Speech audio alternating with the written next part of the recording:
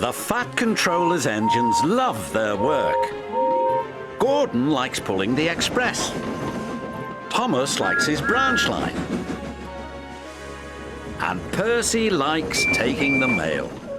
But none of them likes being a middle engine. It's no fun being stuck in the middle. One morning, Percy was cheerfully collecting coal trucks from the smelter yard where Harry and Bert worked. They like to play tricks on steam engines. Percy didn't want to fall for their tricks again. But before he knew it, he was stuck in the middle. "Oh, bother," chuffed Percy crossly.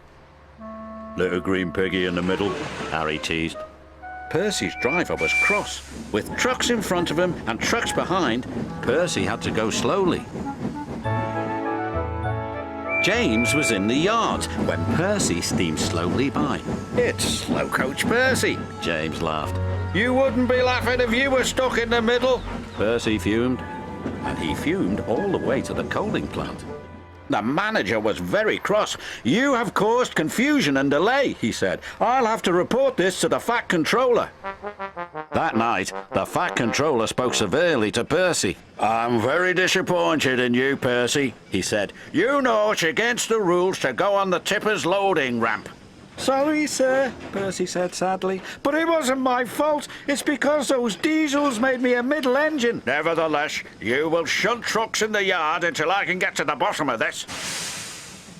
"Pa," said James, thinking no one could hear, "I could handle those diesels with bent buffers and a busted boiler." "Then you will do Percy's run to the smelter." "Yes, sir," said James. The next day, James arrived at the smelter. He was determined not to be tricked by Harry and Bert. "Hello, James," oozed Harry. "Can't I learn a thing or two from those who know?" "Just get my trucks ready and stay out of my way," puffed James importantly. "Yes, sir," Bert chimed greasily. James cheerfully backed up to his trucks. He was certain he had fooled Harry and Bert, but he was wrong. "Little red piggy in the middle," chortled Harry. "Just like Percy," jeered Bert. "I am not like Percy," puffed James. "I am not a middle engine, and I'm not moving." And he didn't.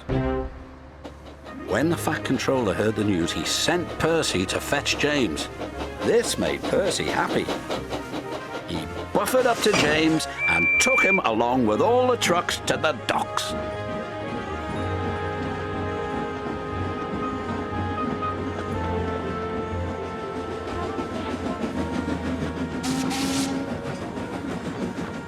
"Right on time," said the manager. "But what is that big red engine doing in the middle?" "Learning," Percy replied. "Learning what?" "Learning to be a middle engine." James covered himself in steam, hoping no one would recognize him, but it was no good. There is only one big red engine on the island, and everyone knows his name is James.